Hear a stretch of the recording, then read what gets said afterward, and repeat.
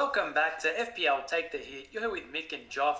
Today we're doing our FPL Advantage series. It's going to be a little tutorial series that we do on basically all the main factors that are involved in Fantasy Premier League. And we're going to kick it off today with our Wildcard tutorial. So the first thing to say about wildcards is you get two of them. You get one each side of the new year. So that's something they've brought in, I think FPL Towers brought it in. When did they bring it in, Joff? I think about 5 odd years ago, I reckon, yeah. Yeah, it hasn't been around forever. Yeah. But, I mean, we only ever used to get one wild card for the entire season.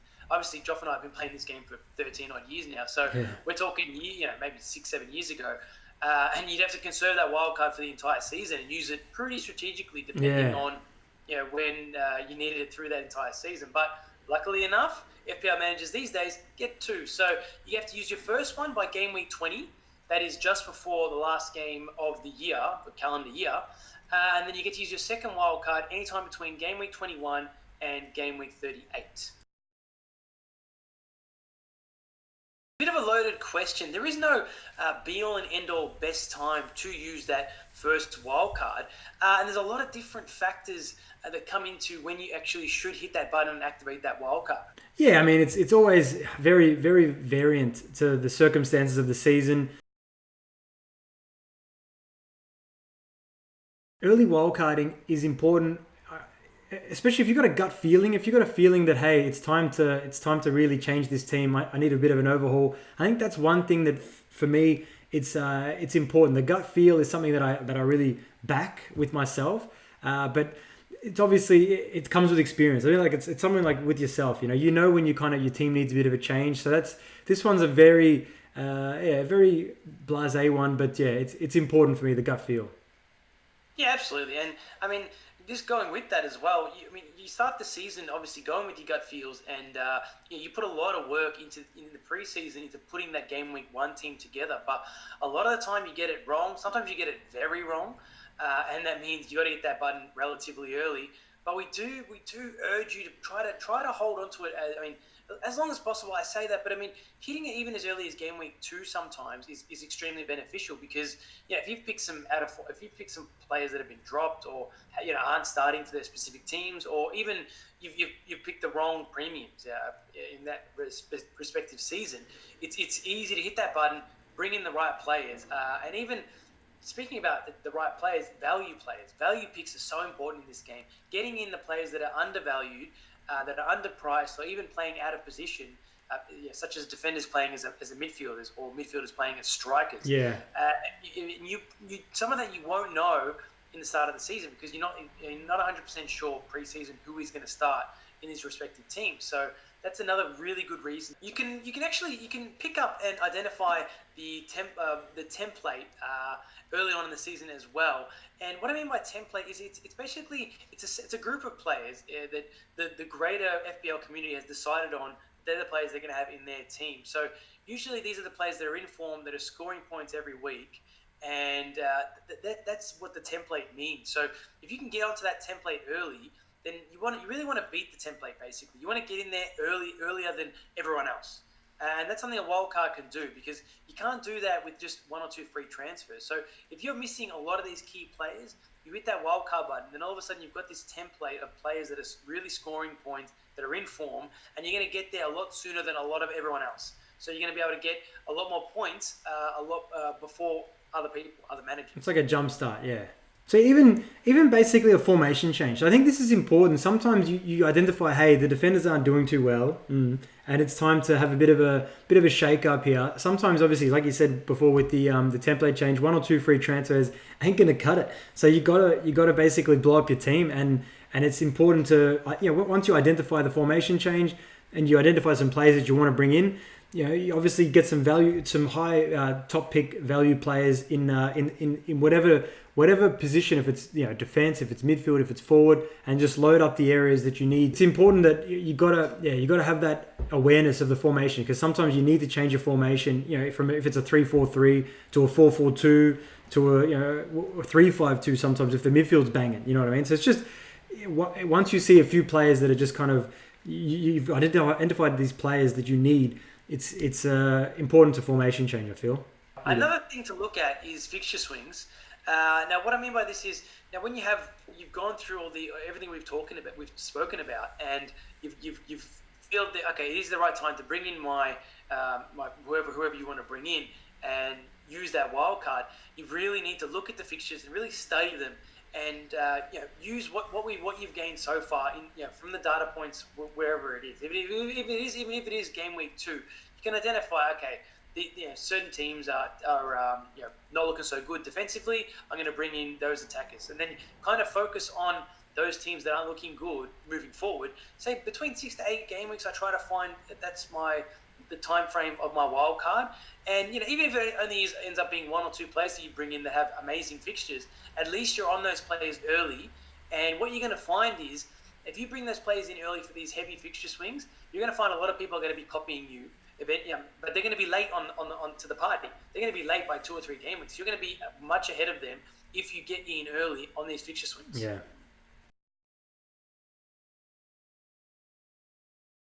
So personally, I think a -12 to a -16 is when it's time to press that button and really consider making those these drastic moves. But yeah, I think only at that -12, -16 is when you should be looking at it.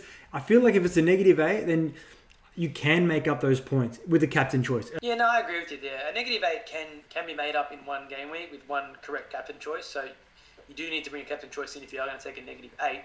But if you're looking at a -12 or a -16, then you should definitely be considering hitting that wildcard button, because that is going to be a lot of points to make up, especially in only one game week.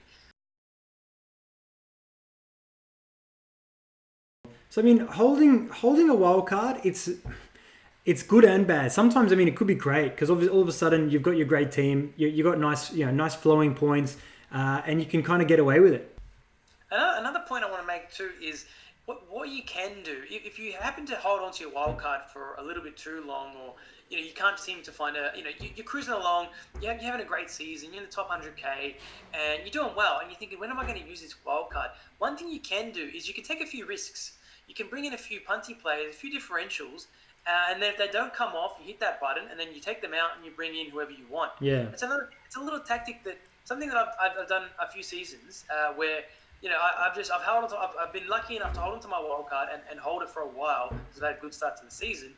And I thought, I'm going to take a little bit of a chance here. And sometimes it pays off, sometimes it doesn't. Yeah. But you have that wild card to fall back on to correct any mistakes that you make. Yeah, I like that. Doing it over international break, it's got again pros and cons. I feel like it's important to be aware that there's going to be a lot of talk from the EPL managers. They're going to do a bit of smokes and mirrors. They're going to make sure that their players do not go away to the international squads. So they've got like a bit of a phantom injury. It's something that we've spoken about on YouTube videos, podcasts. It's very important to be aware of these phantom injuries in your wildcard, because obviously it's going to affect you. Potentially bringing in a player that's in form, but he's got a bit of a orange inge next to his name, and you're like, oh, I don't know. So if you wildcard, then it's just super important to be aware that, hey, it might be a phantom injury. Wait for the press conferences right before, and just don't let it affect you too much. Yeah, it's exactly right. I mean, that's one of the detrimental parts of wildcarding on international break is these phantom injuries, and having so much time on your hands as well. I wildcarded on international break last season, and I just found myself just churning through drafts over that 2 weeks. I think 30, 40 drafts, and you never end up on the right one. It's just you just got too much time, I find, and you always overthinking these injuries that happen on international breaks as well. So, is he going to be fit? You can avoid the injuries that do happen, which is good because you've got unlimited transfers to make sure that you end up with a team fully fit of players. But at the same time, maybe you're carrying a player that had an injury and it was just a phantom injury, so you take him out on your wild card, but then he comes back to bite you afterwards. So you've really got to be careful around that as well. Yeah, I think that's important as well. And also with the international break, some people kind of try to do it to avoid price drops and to get the price rises. So it's just being a bit careful that it's not you don't really need to play this way. Like, I mean, if you got 3 players that are going down and you got 2 players that you want to put in that are going up, it's a 0.5 kind of swing there, and it's just something that maybe, I don't know. It's just something just to be aware of, that 0.5 is not going to summarize your whole season by losing the one chip. You know what I mean? Like it's all variant. It's all about the right time for me. It's not about, all right, I'm going to lose value in my team, I'm just going to press that button. I would never wildcard for value. for value in your team anyway. Team value is not that important. I mean, it comes into the game a little bit at the end when you use that second wild card, because you do have a little bit more team value if you manage to, be careful with the price rises and drops throughout the season. But no, as an actual point of wildcarding, no way. It's just not a reason to wildcard. You can try to pick up 0.1 on an international break, sure, but you can pick that up any week anyway. It doesn't. Yeah. If you get a player in that's firing early enough, then everyone else is going to do it as well. So his price is going to rise. And you're going to get 0.1 for every 0.3 basically that a player rises. So it can be done throughout the season. There's no need to do it just for wildcard. All right, guys. Well, that has been part 1 of our wildcard tutorial. We're going to bring out part 2 as well with a look at the second half of the season wildcard and when best to use that and all the strategy in and around that as well. So thank you so much for joining us here at FPL Take The Hit. Please, if you did enjoy this video, hit that subscribe button, give us a like, and don't forget to hit the notifications. If you want to support us at FPL Take The Hit, we do have a Patreon page, and we love and value all our supporters.